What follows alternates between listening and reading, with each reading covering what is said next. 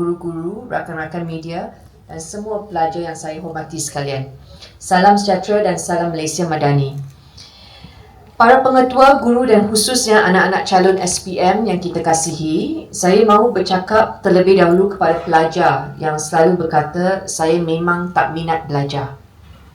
Saya nak tanya satu soalan. Kamu betul-betul tak minat belajar ataupun kamu sudah terlalu lama rasa tak boleh buat? Kadang-kadang kita tidak suka sesuatu mata pelajaran bukan kerana subjek itu membosankan.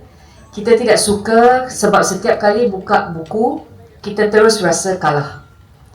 Tengok matematik, terus rasa susah. Buka sejarah, nampak banyak sangat fakta. Belum mula belajar, otak sudah kata tak boleh, tak faham, nanti dululah. Siapa pernah rasa macam tu? Angkat tangan. Boleh angkat tinggi-tinggi, sejujurnya. Semua. Saya pun seketika dulu berpendapat sama. Jangan risau, saya yakin ada cikgu-cikgu juga bosan mengajar pelajaran subjek yang sama. Satu analisis besar yang menggabungkan 144 kajian dan melibatkan lebih 79,000 pelajar mendapati bahawa perasaan saya mampu buat ialah antara pendorong paling kuat kepada motivasi untuk belajar. Kemudian, kadang-kadang motivasi bukan datang dahulu. Kita buat dahulu, kita faham sedikit, kita berjaya jawab satu soalan. Kemudian otak mula berkata, sebenarnya aku boleh. Sebab itu jangan cuba kalahkan seluruh buku dalam satu malam. Kalahkan satu soalan dahulu. Pilih satu topik, buat satu latihan. Betulkan satu kesalahan. Satu jawapan yang betul mungkin nampak kecil, tetapi itu adalah permulaan untuk mengubah saya tak boleh kepada mungkin saya boleh. Dan apabila kamu tidak minat sesuatu mata pelajaran, jangan terus tanya, kenapa saya perlu belajar benda ni? Tukar soalannya kepada, di mana benda ini berguna dalam hidup saya? Matematik membantu kita memahami wang, perbelanjaan dan pinjaman. Bahasa Inggeris membuka akses kepada lebih banyak lagi peluang dan ilmu. Bahasa Melayu membantu kamu menyampaikan idea supaya orang lain faham dan yakin dengan kamu. Sejarah membantu memahami bagaimana keputusan masa lalu membentuk negara pada hari ini. Apabila kamu nampak semua kaitan mata pelajaran ini, apa yang dipelajari tidak lagi terasa seperti fakta yang perlu dihafal semata-mata. Dan inilah tujuan program Better SPM, Brighter Future diwujudkan.